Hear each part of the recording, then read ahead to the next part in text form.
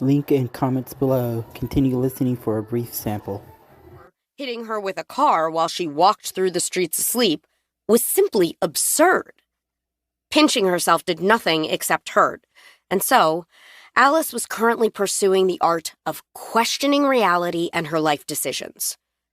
Truly a mystical art, it allowed her to realize that, indeed, she was still very confused, and no, she wasn't currently ready to accept the conclusion that she had completely lost her mind.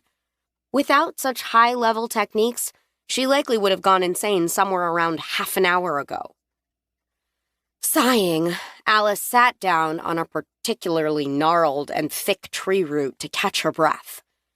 Wandering aimlessly didn't seem to be accomplishing much, so instead of continuing to do so, she needed to take a breath and figure out what was going on.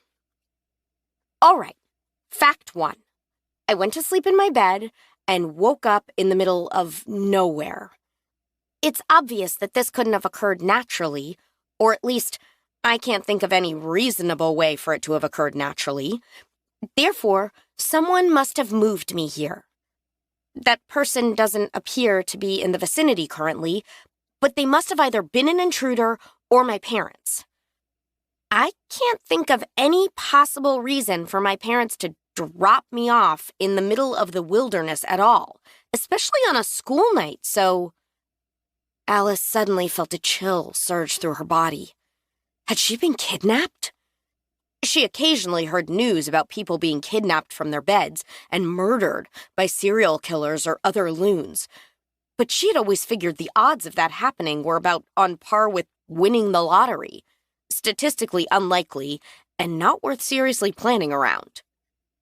Alice looked around much more cautiously than before, fear making her take note of every shadow.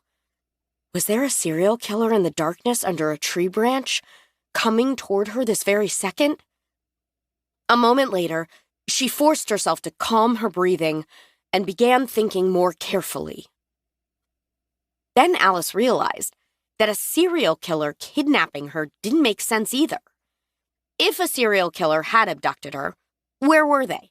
If she was about to be murdered, she figured that the person who'd abducted her would have at least bothered to make an appearance sometime in the last hour while she had been wandering around.